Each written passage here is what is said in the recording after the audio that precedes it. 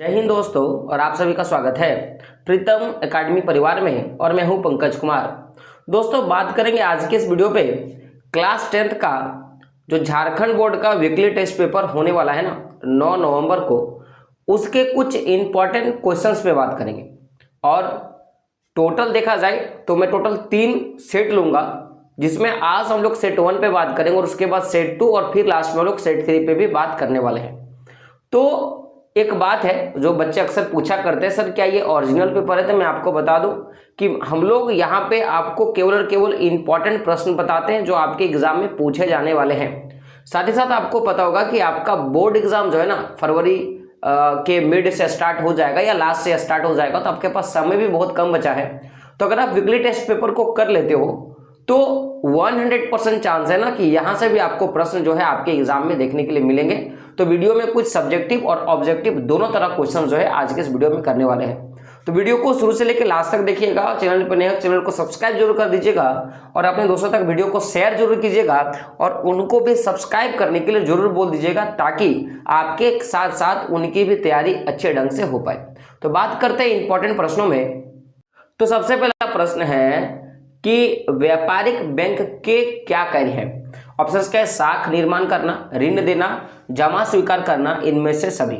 तो जो व्यापारिक बैंक होते हैं ना, इनका तीनों काम है। साख का भी निर्माण करता है, ऋण भी देता है और जमा भी स्वीकार करने का काम करता है। तो ऑप्शन नंबर डी आपका क्या होगा? सही होगा। अगला प्रश्न आपका देख सकते हो, प्रश्न है कि ऋण के अनियमित स्रोत कौन कौन है? ऑप्शंस क्या है? व्यापार तथा साहूकार, बैंक तथा संबंधी, साहूकार तथा बैंक, सरकारी संस्थाएं तथा बैंक।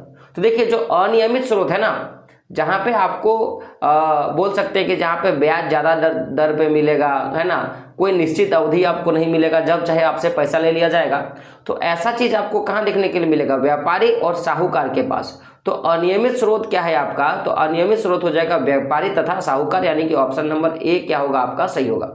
आगे बढ़ते हैं। अगला प्रश्न है आपका कि भारत के समस्त व्यापारिक बैंकों की कार्य प्रणाली के निरीक्षण का कार्य कौन करता है? देखिए, भारत में जितने भी बैंक है, चाहे आप व्यापारिक बैंक का बात करो या और भी जितने भी सारे बैंक हैं, सबके कार्य प्रणाली यानी कि उनको किस तरह से काम करना चाहिए, क्या वो जो भी कस्टमर है उनके लिए सही ढंग से काम कर रहा है या नहीं कर रहा है, या बैंक कितना पैसा जमा है बैंक के पास, कितना रुपया वो लोन पे लगाया है, कितना वो इंटरेस्ट ले रहा है, तो ये सारा काम का निरीक्षण कौन करता है? ऑप्शंस क्या है? विश्व बैंक, भारत सरकार, reserve bank of India, state bank of India. तो देखिए, जो आरबीआई है ना, RBI reserve bank of India, ये क्या करता है? बैंकों के कार्य प्रणाली का निरीक्षण करने का काम करता है। तो ऑप्शन नंबर सी क्या होगा आपका? सही हो जाएगा।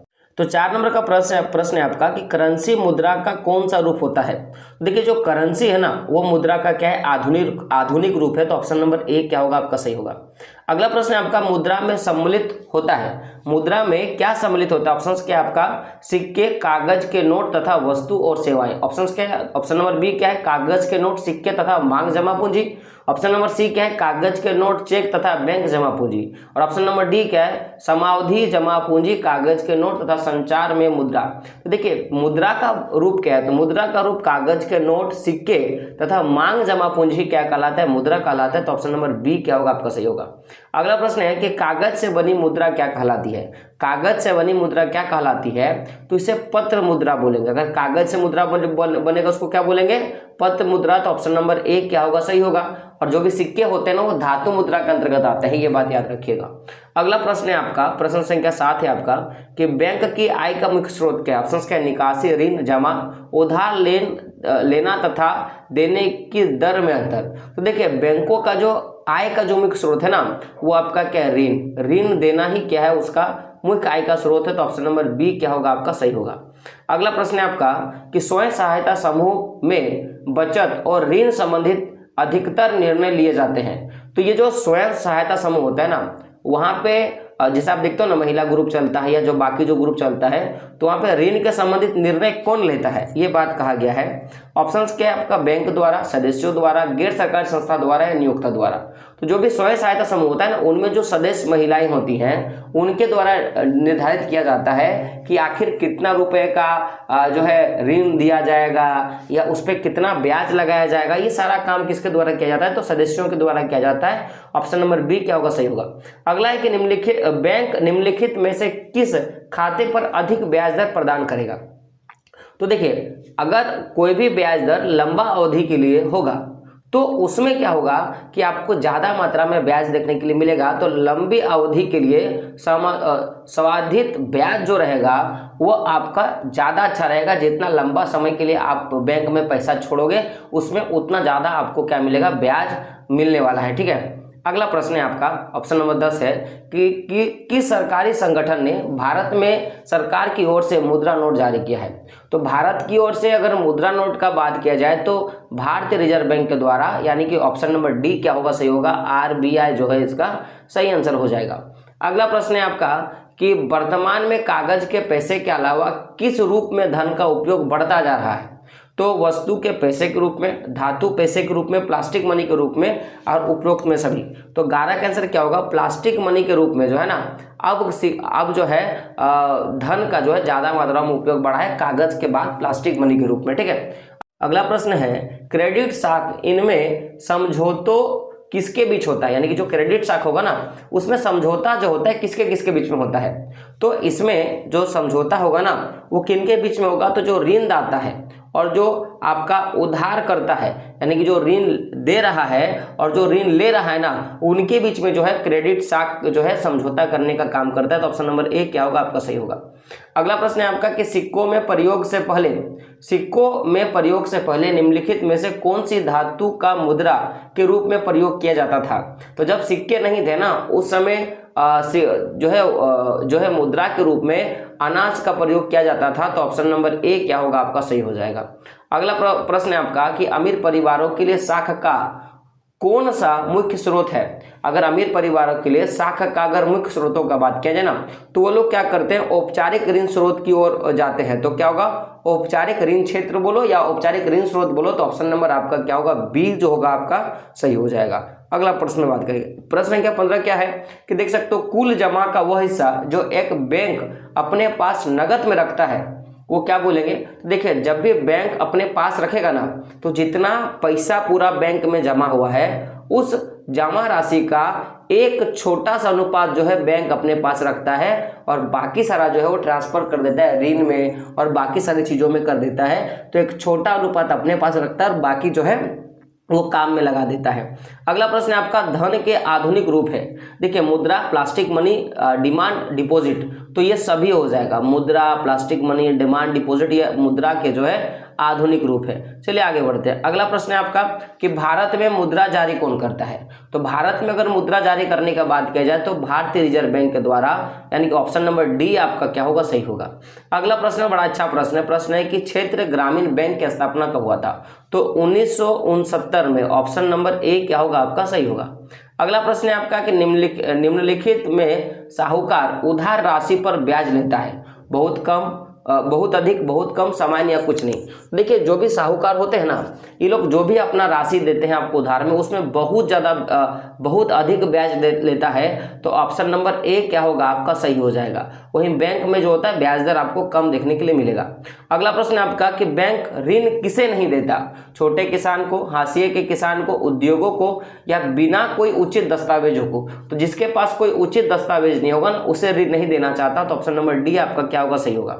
अगला प्रश्न है आपका कि भारतीय रिजर्व बैंक की स्थापना कब हुआ था? तो 1 अप्रैल 1935 को भारतीय रिजर्व बैंक का स्थापना हुआ था। ऑप्शन नंबर बी क्या होगा? सही होगा। अगला प्रश्न है आपका भारतीय रिजर्व बैंक के वर्तमान गवर्नर कौन है? तो जो है आपका Shashikant Das. Option number B क्या होगा? आपका सही हो जाएगा। तो यहाँ तक तो आपके ऑब्जेक्टिव प्रश्न थे। अब बात कर लेते हैं कुछ सब्जेक्टिव प्रश्नों पे। तो प्रश्न पूछे जाएंगे जो है देख सकते हो यहाँ पे प्रश्न है आपका कि मुद्रा की परिभाषा क्या है? तो लिखना क्या है कि मुद्रा पैसा या धन के उस रूप को कहते हैं जिससे दैनिक जीवन में क्रय और विक्रय होता है। देखिए, दैनिक जीवन में क्या होगा? क्रय और विक्रय होगा। अब इसमें जो है सिक्का और कागज के नोट दोनों आते हैं। तो हम लोग ने क्या बोला कि पैसा या धन के उस रूप को कहेंगे जिसमें दैनिक जीवन में हम लोग क्या करते हैं, क्रय यानी कि खरीदने का और विक्रय माने बेचने का जो है हम लोग काम करते हैं। ठीक है, अब अगला प्रश्न है कि अगला प्रश्न पूछेगा कि ऋण से आप क्या समझते हैं। तो क्या बोलना है कि आसान भाषा में ऋण का अर्थ है साख या कर्ज जो कुछ शर्तों पर जरूरतमंद लोगों को दिया जाता है ताकि वे अपनी आवश्यकताओं की पूर्ति कर सके। यानी कि कर्ज देना या साख जारी करना ही क्या कहलाता है, आपका ऋण कहलाता है। और ये किसको दिया जाता है, तो जरूरतमंद लोगों को दिया जाता है ताकि वो क्या करे, अपनी आवश्यकताओं को पूरा कर सके। अब ये प्रश्न पूछा जाता है कि वस्तु विनिमय प्रणाली क्या है, वस्तु विनिमय क्या है। तो जब चीजों का लेन देन बिना मुद्रा के प्रयोग से आपस में ही हो जाता था, ऐसी व्यवस्था को वस्तु विनिमय कहा जाता है। यानी कि वस्तु के बदले वस्तु या सेवा के बदले सेवा के आदान प्रदान को ही वस्तु विनिमय प्रणाली कहा जाता था। अगला प्रश्न है आपका कि साख से आप क्या समझते हैं। तो साख एक ऐसा समझौता है जिसके तहत ऋणदाता उधारकर्ता को धनराशि, वस्तु एवं सेवाएं इस आश्वासन पर उधार देता है कि वह भविष्य में उसका भुगतान कर देगा। यानी कि जो भी हम लोग टर्म एंड कंडीशन देखते हैं या लागू करते हैं, जिसके बाद एक जो है आपका ऋणदाता यानी कि ऋण देने वाला उधारकर्ता को यानी कि उधार लेने वाले को क्या करता है, ऋण दे देता है। तो ये पूरा का पूरा टर्म एंड कंडीशन ही क्या कहलाता है, आपका साख कहलाता है, या आप बोल सकते हो एक प्रकार का ऋण या कर्ज कहलाता है। अगला प्रश्न है आपका चेक से आपका क्या तात्पर्य है। तो क्या लिखोगे, चेक एक ऐसा कागज है जो जमाकर्ता के खाते से चेक पर किसी अन्य व्यक्ति को एक विशेष रकम का भुगतान करने का आदेश देता है। तो आप याद रखोगे कि चेक जिसके आप किसी को भी चेक काट के दोगे तो वो जाके पैसा निकाल सकता है। तो इसीलिए बोला है कि चेक एक ऐसा कागज है जमाकर्ता के खाते से यानी कि जो पैसा जमा कर रहा है उसके खाते पर किसी भी व्यक्ति को जो राशि आप लिख के दोगे वो विशेष राशि को भुगतान करने का जो है आदेश देता है। अगला है कि ऋण के शर्त क्या है। तो ब्याज दर, संपत्ति और कागजात की मांग, भुगतान के तरीके आदि को मिलाकर इन शब्दों का नाम दिया जाता है। इनको यानी कि ब्याज का इसको क्या बोलेंगे, शर्त बोलेंगे, जिसमें क्या आएगा आपका ब्याज दर, संपत्ति, कागज की मांग, आप भुगतान कैसे करोगे, कितने समय के लिए भुगतान कर दोगे। तो ये सारे आपके ऋण के स्रोत के अंतर्गत आते हैं। और अब एक क्वेश्चन आएगा औपचारिक ऋण क्या है। तो क्या बोलोगे, बैंकों और सरकारी समितियों के लिए ऋण को औपचारिक ऋण बोलेंगे। अगर आप जो है बैंक के द्वारा या कोई भी सरकारी समिति के द्वारा ऋण लेते हो तो इसे क्या बोलेंगे, औपचारिक ऋण स्रोत बोलेंगे। और वही पूछेगा कि अनौपचारिक ऋण स्रोत क्या है। तो आप क्या बोलोगे कि व्यापारियों, साहूकारों, मालिकों, रिश्तेदारों और मित्रों से लिए गए ऋण को अनौपचारिक ऋण स्रोत कहेंगे। यानी कि जिसमें आप व्यापारी से लोगे, साहूकारों से लोगे, मालिक से लोगे, किसी रिश्तेदार से लोगे, तो उसको क्या बोलेंगे, अनौपचारिक ऋण स्रोत। तो पूछेगा कि ऋण स्रोत कितने प्रकार के हैं। तो दो प्रकार के, पहला तो आपका औपचारिक और दूसरा क्या होगा आपका अनौपचारिक। अगला है कि मुद्रा देश के कल्याण में मदद कैसे करती है। क्या बोलेंगे कि चूंकि मुद्रा द्वारा किसी देश की राष्ट्र आय से प्रति व्यक्ति आय की माप होती है, इस तरह मुद्रा कल्याण में मदद करता है। तो देखिए, अगर आपको पता होगा कि देश का राष्ट्र आय कितना है, मुद्रा से पता चल गया, और उससे हम लोग क्या कर सकते हैं, राष्ट्र आय को जो है आपका प्रति व्यक्ति आय को भी माप सकते हैं। तो उससे हम लोग वो देख सकते हैं कि आखिर एक व्यक्ति कितना अच्छा है या नहीं है। अगला प्रश्न है कि मुद्रा के दो दोष बताने के लिए बोला है। तो एक तो कि मुद्रा के मूल्य में अस्थिरता है। आप देखोगे ना कि मुद्रा का वैल्यू कभी एक जैसा नहीं होता। जैसे अभी हमारा इंडिया का 1 रुपया अमेरिका के 80 रुपया के बराबर है कि नहीं। मैंने क्या बोलते हैं, अमेरिका का 1 रुपया इंडिया के 80 रुपया के बराबर है डॉलर के हिसाब से। तो इसमें हमेशा अस्थिरता देखने के लिए मिलेगा। और सबसे बड़ी चीज़ क्या है ना कि इसमें इससे क्या होता है, प्रलोभन भी बढ़ता है, लोगों में लालच भी जो है बढ़ने का काम करता है। अब यहाँ पे एक प्रश्न पूछा जाता है, अक्सर मैंने देखा है कि मुद्रा के 2 प्रयोग बताना है। तो पहला प्रयोग, मुद्रा का प्रयोग विभिन्न प्रकार की चीजें खरीदने और बेचने के लिए किया जाता है। ठीक है। अगला क्या है आपका, मुद्रा का प्रयोग विभिन्न प्रकार की सेवाएं प्राप्त करने में भी किया जाता है, जैसे डॉक्टर की सलाह लेने में, वकील की सलाह लेने में। तो इसमें भी जो है हम लोग मुद्रा का काम हम लोग करते हैं। और एक अंतिम प्रश्न पे बात करेंगे जो पूछा जाता है, हर साल पूछा गया है कि उधारदाता उधार देते समय समर्थक ऋणाधार की मांग क्यों करता है।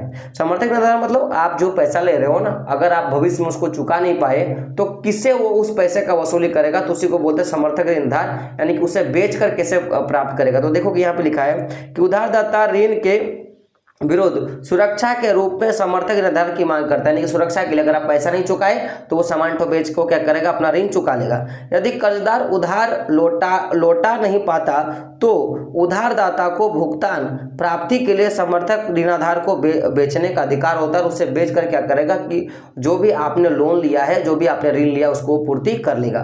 तो जो भी हमारा इंपॉर्टेंट प्रश्न था, चाहे आप ऑब्जेक्टिव का बात कर लो चाहे आप सब्जेक्ट का बात कर लो, दोनों मैंने करवा दिया।